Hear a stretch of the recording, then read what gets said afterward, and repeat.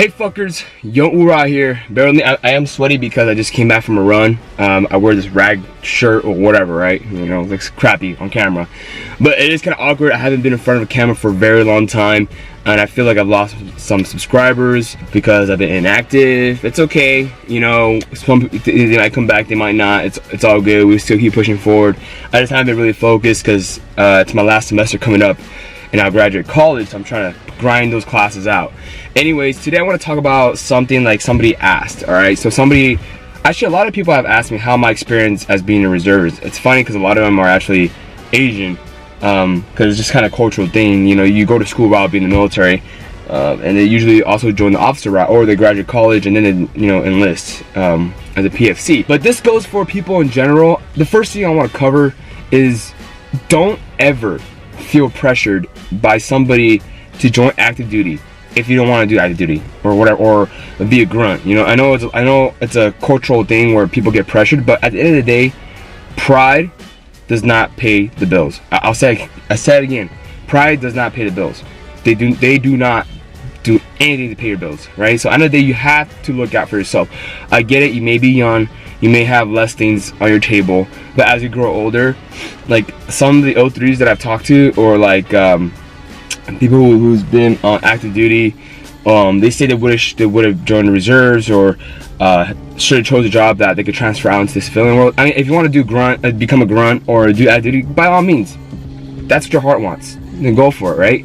But like I said in my previous videos, be prepared for a lot of the political drama. There's going to be a lot of leadership drama. There's going to be a lot of bad leadership, a lot of bad people in there. There's going to be a lot of people that you don't like to work with, right? But that's just life in general, right? But unfortunately, in the military, you're stuck with those people because you're stationed in the same area, the same unit, the same platoon, the same fire team. This video is not trying to talk down on those other people. I'm just saying, because from my experience and other people's experience, and for you guys to learn from it, for you guys to collect that intel on it, you guys can make an educated decision into joining the reserves or active duty. So which one is it? So you can either watch an active duty person's video and watch my videos about the reserves, and then you can make an educated decision. And I'm here to tell you the reality about being a reservist, because I am a reservist, right? I mean, I can't really speak on active duty sides besides from other information that I gather from other people, from my friends that are in active duty. So what can you expect from being a reservist is what some people have questioned me. And usually I got this question from a guy, I think he has kids and a family.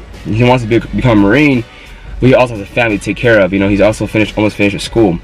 I might be getting all that confused up and mixed up, but whatever. I get a few amount of DMs. I would like to say that when you become a reservist, you really are able to open your mind up. You really are able to see things from a different perspective, because at the end of the day, let's be real here, you're balancing basically two lives, right? You're balancing a Marine Corps life monthly, and you're also balancing your civilian life, right? You have your civilian bills to take care of, you have the Marine Corps standards to fulfill. When you go back on base, you're basically with the active duty guys, so you see their point of view on things versus people's point of view outside of the Marine Corps.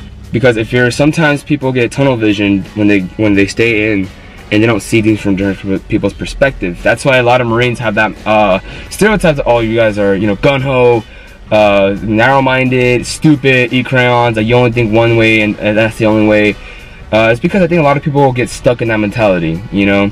I hope nobody's offended by what I'm saying. It's just the truth, you know. I mean, that's just the truth. And same thing with the civilian side. People get so stuck up in the civilian mindset where, like, they can't handle any wild stuff. Like, we've been so domesticated, you know, and that's why boot camp is so hard for some people, because we've been really domesticated to be so used to, you know, pretty lavish lifestyle, right? I mean, America, you know, you have bathrooms and food and you know, roof over your head. Nobody's used to sleeping in the field, and no, camping is not considered sleeping in the field in my opinion. You know, the Marine Corps field is way worse. There's something that I like to mention is knowledge will come to you as long as you're willing to let the knowledge come to you. Not all reservists may think the same, not all reservists may see things from both sides, right? Not all reservists are able to you know, comprehend all these things. Even there's some active duty guys that, you know, have more knowledge about the world than I do, and they've been in for long. It's because they keep their mind open.